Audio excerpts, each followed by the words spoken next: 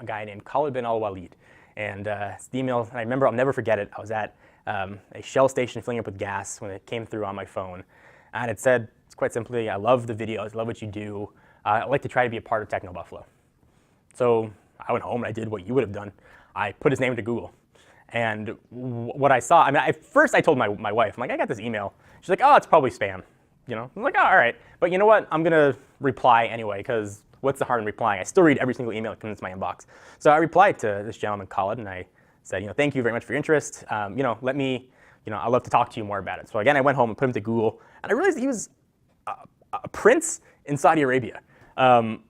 And like my jaw dropped. I'm like, this has got to be like a new version of Punk'd or something. Like one of my friends I thought was going to come running out with a camera, Ashton Kutcher with his trucker hat was going to come out, but it wasn't. Then I asked him to sort of verify who he was. I saw a picture of him online, and we started talking.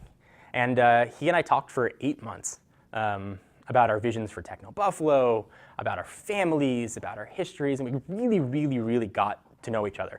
You know, me taking on a business partner, I was scared and I was nervous. I didn't know him at all, and I wanted to be very comfortable with him. And him, you know, investing in a company and a person, he didn't know me at all either. You know, and dealing with a prince of Saudi Arabia was sort of a little scary at the time. So I got to know him just as a person, titles and everything else aside. And turned out we had a lot in common. Khalid ended up becoming one of my closest friends, and is still one of my closest friends. And he became a minority partner in TechnoBuffalo. And with that, I got sort of a lifetime friend. And he and I talked for a long time, and his initial investment in TechnoBuffalo helped us grow. It helped us bring Sean on full time. It helped us hire staff. It helped us open offices. It helped us get access to things we wouldn't have access to before. It got us into events we wouldn't have had access to before. And I just learned more about him, and he learned more about me. And it, you know, it sort of just goes to show you, you can never, you know, you don't know anybody until you get to know them. And you know, I'll never forget him and his wife coming over to our house for dinner, and our wives playing Dance Central on the Xbox, and him and I just going upstairs and I think checking out all the phones I had in my closet at the time. It just goes to show you in life, you never know what's going to come next. And Khalid has sort of, he's been quiet. We haven't sort of talked about his involvement in TechnoBuffalo, but I feel that I wasn't doing a service to sort of the great gift that he gave me and the gift that he gave the whole staff by believing in us. So you should check him out. I'll put all of his Twitter and Instagram information. They're right here, so you can check him out. Say hi to him. He loves to talk about technology. He's a really good guy and just a good human in a world where I don't know how many good humans there are left. But he's one of the few, and I'm proud to call him a friend. And I'm even more excited to finally share the news. He's sort of been quiet behind the scenes. He's come to the office a ton of times. He's hung out with us at CES a million times. And you know, we've traveled to Geneva together and gone to all kinds of cool places. But I never had a chance to sort of talk about him. So I'll sort of continue the story. Khalid came on board. And TechnoBuffalo started to grow. And I realized I wasn't having as much time as I wanted, and this is still the case, to do all the video work that I wanted to do and still try and run a company. And this is still something I struggle with.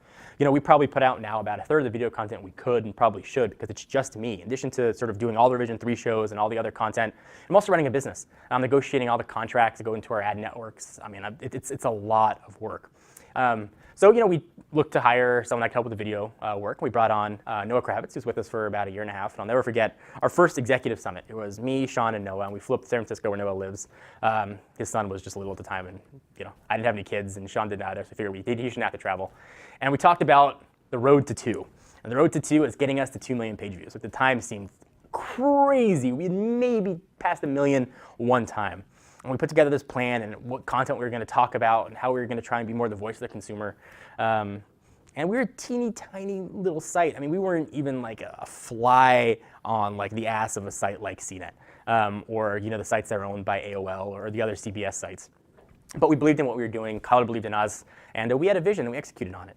And we were able to sort of continue to grow TechnoBuffalo. And we sort of did that by just trying to be the voice of the consumer and trying to utilize best SEO practices and always trying to be sort of honest and sort of on the up and up, so to speak. So, you know, Noah's gone his own way, and we sort of brought in other video people, but I still struggle with that same thing every day. You know, right now it's just me making video, and it's tough. We don't do nearly as much as we could, and again, as much as we should, but, you know, we're trying. We finally have an office that you guys have seen, and we're going to move into another office in October. We're building out a whole new studio with sets and sort of up the professionalism.